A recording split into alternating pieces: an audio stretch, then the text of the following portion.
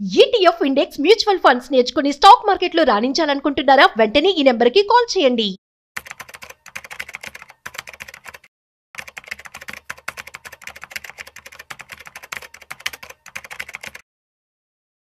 Hi, hello, namaste. Welcome to Business Buzz with Rajiv Pasupuleti on Suman TV.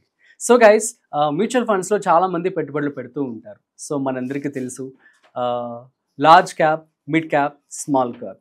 So వీటిలో investment పెడుతూ ఉంటాము. So యూజువల్గా experts అందరూ చెప్పేది కూడాను మిడ్ అండ్ స్మాల్లో పెడితే హై రిటర్న్స్ మనం చూడొచ్చు.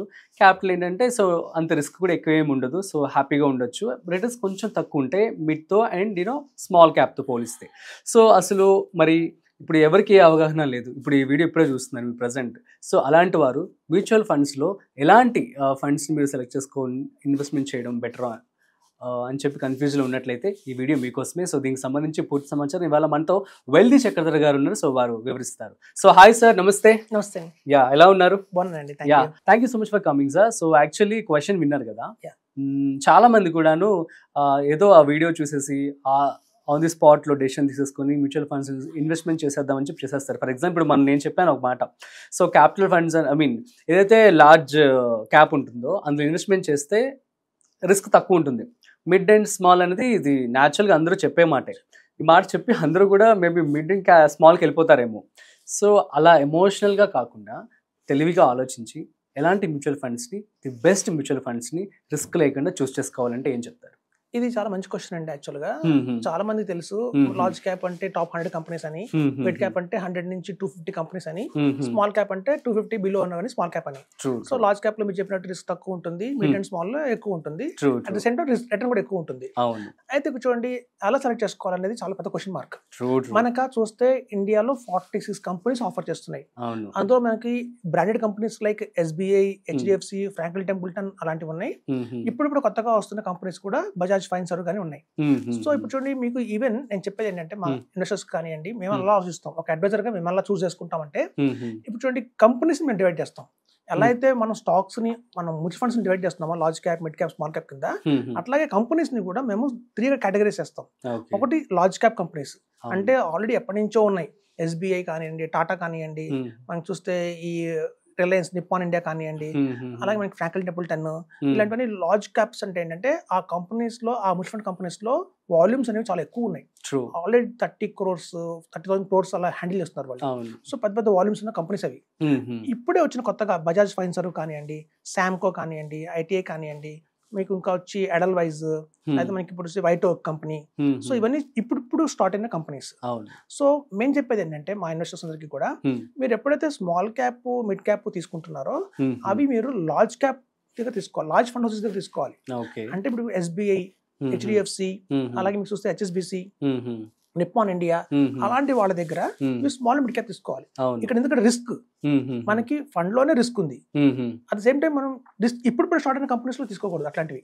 అలాంటి ఎప్పుడు కూడా స్టేబుల్ ఉన్న కంపెనీస్ లో తీసుకోవాలి. వాళ్ళ దగ్గర వాల్యూమ్స్ ఎక్కువ ఉంటాయి కాబట్టి వాళ్ళు చాలా బాగా హ్యాండిల్ చేస్తారు. మీరు లార్జ్ క్యాప్ తీసుకోవాలనుకోండి, ఆల్రెడీ వాల్యూమ్స్ ఎక్కువ ఉన్న వాళ్ళ దగ్గర లార్జ్ క్యాప్ ఇవ్వకూడదు. వాళ్ళ దగ్గర ఆల్రెడీ చాలా huge corpus of large cap ఉంది. మళ్ళీ మీరు తీసుకుని లార్జ్ క్యాప్ ఫండ్ పెట్టారనుకోండి, రిటర్న్స్ రావు. అసలకే లార్జ్ క్యాప్ ఫండ్ మళ్ళీ లార్జ్ క్యాప్ ఫండ్ హౌస్ కూడా ఇవ్వకూడదు. ఇప్పుడు ఎవరైతే స్టార్ట్ చేస్తున్నారో వైటోక్ కావచ్చు, లేక శాంకో కావచ్చు, బజాజ్ ఫైనాన్స్ కావచ్చు, ఇట్లాంటి కంపెనీస్ కి మీరు లార్జ్ క్యాప్ ఇవ్వచ్చు. ఎందుకంటే వాళ్ళ దగ్గర పోర్ట్ఫోలియో లేదు, అంతకుముందు ఏం పోర్ట్ఫోలియో లేదు, కొత్తగా మొదలు పెట్టారు. సో వీళ్ళు ఒక మంచిగా ఆలోచించుకున్న స్టాక్స్ కొంటారు వాళ్ళు. ఆల్రెడీ HDFC కొనరు. చూస్తే మీకు నిప్పాన్ ఇండియా గ్రోత్ ఫండ్ కానివ్వండి, చాలా మంది చెప్తారు ఇండియాలో నెంబర్ 1 ఫండ్ ఏది అంటే నిప్పాన్ ఇండియా గ్రోత్ ఫండ్ అని చెప్పేస్తారు. అదే ఆల్రెడీ నెంబర్ 1 అంటారు. అసలు ఎందుకు Nippon India growth fund number 1 అయింది అనేది ఎవరు ఆలోచించారు.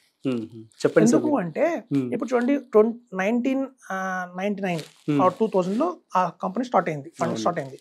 ఆ టైంలో మిడ్ క్యాప్ అంటే ఏవి, ఇన్ఫోసిస్ మిడ్ క్యాప్. ఆ రోజున మీకు చూస్తే విప్రో మిడ్ క్యాపే, doctor Reddy's mid క్యాపే.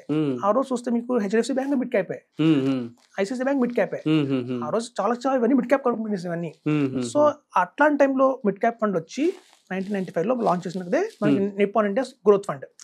So Nippon India growth fund తో పాటు Nippon India large cap vision fund కూడా లాంచ్ చేశారు. యాక్చువల్ ట్విన్స్ అంటారు. ఒకటే రోజున 2 ఫండ్స్ లాంచ్ చేస్తే దాన్ని అనేది టిన్ ఫండ్స్ అంటారు. ఇప్పుడు కమల పిల్లలు ఎలా పడతారు ఒకే రోజున, అట్లాగే Nippon India growth fund, Nippon India vision fund అని 2 ఒకే రోజు స్టార్ట్ అయినాయి. ఒకటేమో లార్జ్ క్యాప్ కేటగిరీ, ఒకటే మిడ్ క్యాప్ కేటగిరీ, వాళ్ళదే సేమ్ వాళ్ళదే. సో ఎప్పుడైతే లార్జ్ క్యాప్ స్టార్ట్ అయిన ఫండ్ ఆ రోజే ఉందో, సేమ్ డే ఉందో, అది రిటర్న్స్ ఎక్కువ ఇవ్వాల. ఎందుకంటే లార్జ్ క్యాప్ లో పెట్టేశారు కాబట్టి ఆల్రెడీ. ఆ రోజున లార్జ్ క్యాప్ అంటే బిహెచ్ఈలు అవన్నీ పెద్ద కంపెనీలు, ఎస్బీఐ అవన్నీ పెద్ద కంపెనీలు, ఐఓసి అవన్నీ పెద్దవి. సో గవర్నమెంట్ కి సంబంధించినవన్నీ పెద్దవి ఆ రోజున 2000 లో. సో వాళ్ళు లార్జ్ క్యాప్ లో పెట్టారు కాబట్టి పెద్ద గ్రోత్ రాలా. ఆ రోజు మిడ్ క్యాప్ లో ఏవైతే హెచ్డిఎఫ్సి బ్యాంక్, ఐసిఐసి బ్యాంక్ ఉన్నాయో వాటిలో పెట్టారు కాబట్టి అవి గ్రో అయినాయి, ప్యారల్ గా ఇది గ్రో అయింది. సో ఎంత అబ్నార్మల్ గా పెరిగిపోయింది ఇన్ఫోసిస్, టీసీఎస్ కానివ్వండి, టీసీఎస్ కూడా ఆ రోజు మిడ్ క్యాపే. సో అట్లా ఆ రోజు మిడ్ క్యాప్ లో కంపెనీస్ లో వాళ్ళు పెట్టారు కాబట్టి ఎట్లయితే ఈ కంపెనీస్ అన్ని మనం అనుకుంటున్నామో, ఎట్లయితే ఎవాల్యుయేట్ అయినాయో ఒక మిడ్ క్యాప్ నుంచి లార్జ్ క్యాప్ కింద, అలాగే ఈ ఫండ్ హౌస్ లో ఉన్న ఫండ్ కూడా, ఈ India growth fund, Nippon India growth fund కూడా మిడ్ క్యాప్ నుంచి హమాంతం పెరిగిపోయి రిటర్న్స్ భారీగా ఇచ్చింది. సో కాబట్టి ఏంటంటే మేము చెప్పేది ఏంటంటే, మీరు లార్జ్ క్యాప్ ఫండ్స్ తీసుకోవచ్చు. అది కొత్తగా వచ్చిన కంపెనీస్, వైట్ ఓక్ కంపెనీ, మోతిలాల్ ఓస్వాల్ కానివ్వండి, ఇట్లాంటి చిన్న కంపెనీస్ లో ఎక్కడైతే వాల్యూమ్స్ ఎక్కువ లేవో వాళ్ళ లార్జ్ క్యాప్ పెట్టండి. Small cap, mid cap risk కాబట్టి అవి ఆల్రెడీ స్టెబిలిటీ ఉన్న కంపెనీస్, ఫ్రాంక్లిన్ టెంపుల్టన్ కానివ్వండి, అట్లాంటి వాటిలో తీసుకుంటే మీకు బ్యాలెన్స్ అవుతుంది అనమాట. చూడండి, మ్యాచ్ ద ఫాలోయింగ్ అంటాం. ఇక్కడ మీరు రాసుకోవాలి large cap, mid cap, small cap అని. ఇక్కడ large cap fund houses, mid cap fund houses, small cap fund houses, ఇట్లా మీరు కరెక్ట్ గా పెట్టుకుంటే మాత్రం రాసుకొని, so large cap fund houses దగ్గర ఏమో మీరు mid cap, small cap invest చేయాలి. లార్జ్ క్యాప్ ఫండ్స్ దగ్గర ఏమో స్మాల్ క్యాప్ ఫండ్ హౌసెస్ దగ్గర ఇన్వెస్ట్ చేయాలి. సో అలా కనుక ఇన్వెస్ట్మెంట్ చేస్తే మాత్రం పర్ఫెక్ట్ గా ఉంటుంది, టెన్షన్ ఉండదు.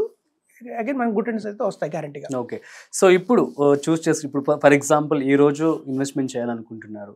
సో ప్రస్తుతం మార్కెట్ని బట్టి ఒక 5 చెప్పండి సార్ వాళ్ళకి ఇన్వెస్ట్ చేసుకోవడానికి మన ఆడియన్స్ కి. ఇప్పుడు చూడండి, మేము మాకున్న ఎక్స్పీరియన్స్ తో చెప్తాం. మీకు మంచి ఎగ్జాంపుల్ చెప్తా. ఇప్పుడు సమ్మర్ వస్తుంది, మ్యాంగో సీజన్ నడుస్తుంది.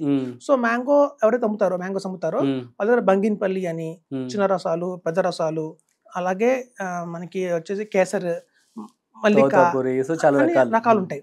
సో ఇన్వెస్టర్స్ ఎప్పుడు మ్యాంగోస్ కొనేటప్పుడు ఏంటంటే, సాధారణంగా ఆంధ్ర వాళ్ళు కొనేది ఏంటంటే చిన్న రసాలు, పెద్ద రసాలు. వాళ్ళకి అవే తెలుసు.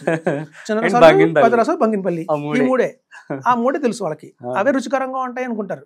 కానీ అమ్మేవాడికి తెలుస్తుంది నా దగ్గర ఎంతమంది ఏ ఫండ్స్ కొంటున్నారు, ఫీడ్బ్యాక్ ఏంటి. ఫీడ్బ్యాక్ ఇప్పుడు ఒక కస్టమర్ చెప్తాడు, అన్నా నిన్న కేసర్ కొన్నా, నీ దగ్గర కేసర్ మామిడిపళ్ళు చాలా బాగున్నాయి, నాకు ఇంకో 3 కిలోలు ఎక్స్ట్రా ఇవ్వంటాడు. సో అమ్మేవాడు తెలుస్తుంది ఏది బాగా మూవ్ అవుతున్నాయి మార్కెట్ లో అని అర్థం అవుతుంది. సో అట్లాగే మా అడ్వైజర్స్ లాగా మేము మాకు ఐడియా ఉంటుంది. ఓకే, బంధన్ స్మాల్ క్యాప్ చాలా బాగుంది, ఎడల్వైస్ చాలా బాగుంది, వైట్ ఓక్ చాలా బాగుంది, మోతిలాల్ ఓస్వాల్ చాలా బాగుంది. ఒక అడ్వైజర్ గా మాకు 46 కంపెనీస్ మేము డీల్ చేస్తాం కాబట్టి మాకు ఒక ఐడియా ఉంది ఏ ఫండ్ హౌస్ లో రిటర్న్స్ ఎక్కువ వస్తున్నాయి అని. కానీ ఇన్వెస్టర్కి ఏంటంటే వాళ్ళు ఇన్వెస్ట్ చేసిన ఫండ్ తప్ప వేరే వాటి గురించి తెలియదు. వాళ్ళు ఎస్బీఐ పెట్టారనుకోండి, ఆ ఎస్బీఐ ఫండే బాగుంది అనుకుంటారు, వాళ్ళు తెలియదు బంధన్ చాలా బాగుంది అని. సో అట్లా ఏంటంటే మా దగ్గర ఉన్న అడ్వాంటేజ్ ఏంటంటే మేము అన్ని కంపెనీస్ చూస్తాం కాబట్టి మాకు ఐడియా వచ్చేస్తుంది ఏది బెస్ట్ గా ఉంది. ఇప్పుడు మామిడి పండు అమ్మేవాడు తెలుస్తుంది అది కార్బోహైడ్రేట్ పెట్టి పండించిన మామిడి పండ, స్వతహాగా పాడిన మామిడి పండ అని మనకు తెలియదు అది. సో అట్లాగే ఏంటంటే అడ్వైజర్స్ లో లాభం ఏంటంటే మనకు ఆల్రెడీ ఎగ్జిస్టింగ్ లో ఉన్నాం కాబట్టి, 20 years నుంచి ఇదే ఫీల్డ్ లో ఉన్నాం కాబట్టి, మనకి థౌసండ్స్ లో ఇన్వెస్టర్స్ ఉన్నారు కాబట్టి వాళ్ళ ఫీడ్బ్యాక్ కూడా మనకి యాడ్ అవుతుంది, అడిషనల్ యాడ్ అవుతుంది. సో దాన్ని బట్టి మేము చెప్పేస్తాం టక్కమని, సరే ఎడల్వైజ్ మిడ్ క్యాప్ తీసుకోండి చాలా బాగుంటుంది, మోతిలాల్ ఓస్వాల్ మిడ్ క్యాప్ తీసుకోండి చాలా బాగుంటుంది, అలాగే వైట్ ఓక్ లో లార్జ్ మిడ్ క్యాప్ చాలా బాగుంటుంది, ఇన్వెస్కో మంచి ఫండ్ హౌస్. చాలా మంది తెలియదు ఆ విషయం.